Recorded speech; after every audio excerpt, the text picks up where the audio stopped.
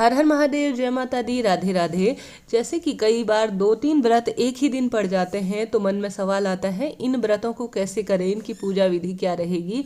आज इसी पर आधारित यह वीडियो है। जैसे सबसे पहले इस मई माह में जो है सोमवती अमावस्या भी पड़ रही है 30 तारीख को, वट सावित्री व्रत भी पड़ रहा है और 3-4 तिथियां एक ही दिन पड़ रही है। तो कई सवाल आ रहे थे कि अब हमें पूजा करनी चाहिए या किस विधि से करनी चाहिए।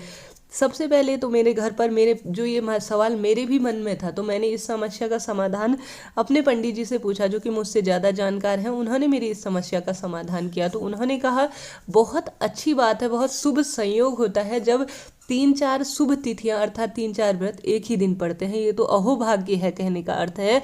ऐसे में उस व्रत को, वह तीनों व्रत जो है करने चाहिए, कभी भी उन व्रतों को छोड़ना नहीं चाहिए, परंतु उनकी विधि भी जान लीजिए। जैसे कि उदाहरण के तौर पर अभी वट सावित्री व्रत पड़ रहा है, साथ ही पशुपति व्रत भी पड़ेगा। तो सबसे पहले आप सभी को, जैसे कि पशुपति व्रत की जो संकल्प लिया है, सबसे पहले उसकी पूजा कर लेनी चाहिए।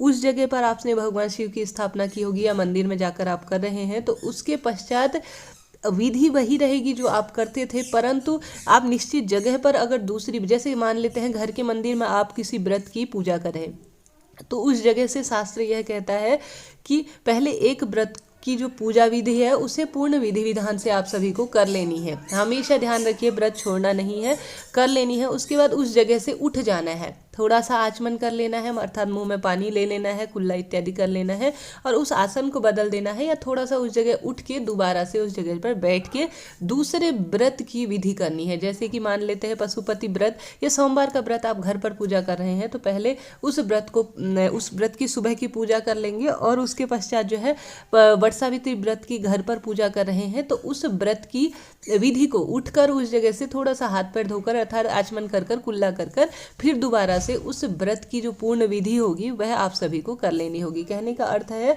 दोनों व्रत करने होंगे, विधि भी पूर्ण तरह से करनी होगी, परंतु इस विधि से कीजिएगा। साथ ही सोमवती अमावस्या भी पड़ रही है तो जरूर उस व्रत को भी कीजिएगा। पूरे दिन भगवान तो देखिए सभी एक ही हैं, उनका नाम लेंगे, उनको स्मरण करेंगे तो वह जरूर प्रसन्न होंगे। शाम के समय पर अगर संभव हो तो फलाहार ही कीजिएगा। जैसे सोमवार व्रत में जो है नमक नहीं खाया जाता, आप सभी को पता ही होगा, परंतु कहीं कहीं पर वट सावित्री व्रत में या पशुपति व्रत में जो है नमक इत्यादि ग्रहण कर लिया जाता है। ऐसे में आप दोनों व्रतों को सही तरीके से करना चाहती हैं, तो जैसे कि 3-4 व्रत होंगे तो उनके नियम भी अलग होंगे, तो ऐसे में इस दिन फलाहार ही किया जाए तो सभी व्रत पूर्ण माने जाएंगे। देखिए कई लोग तो सिर्फ जल लेकर ही पूरा व्रत कर लेते हैं, तो क्यों ना इस दिन जो है फलाहार पूर्ण रूप से पेट भर के फलाहार कर लिया जाए, तो पूरे व्रतों का हमें फल मिलेगा और किसी भी तरह से व्रत जो है खंडित नहीं होगा। देखिए अलग अलग व्रतों में अलग अलग नियम होते हैं, किसी में नमक खाया जाता है, किसी में नहीं खाया जाता, तो उसी के आधार पर थोड़ा सा सोच समझकर जो है नियमों का पालन फलाहार लेकर किया जा सकता है। व्रत कभी भी छोड़िएगा नहीं, इस बात का ध्यान रखिए। ये तो बहुत खुशकिस्मती की बात है कि 3 व्रत एक ही दिन पड़ रहे हैं, तीनों का पुण्य हम सभी को प्राप्त होगा। ऐसे में सोमवती अमावस्या की भी पूजा कीजिए, उनके भी दान पुण्य कीजिए। पशुपति व्रत कर रहे हैं तो उसकी भी पूजा विधि विधान से कीजिए। साथ ही वट सावित्री का कर रहे हैं तो ये तो उत्तम ही है। तो ऐसे में तीनों व्रत बराबर फल देंगे और सभी मनोकामनाओं की पूर्ति करेंगे।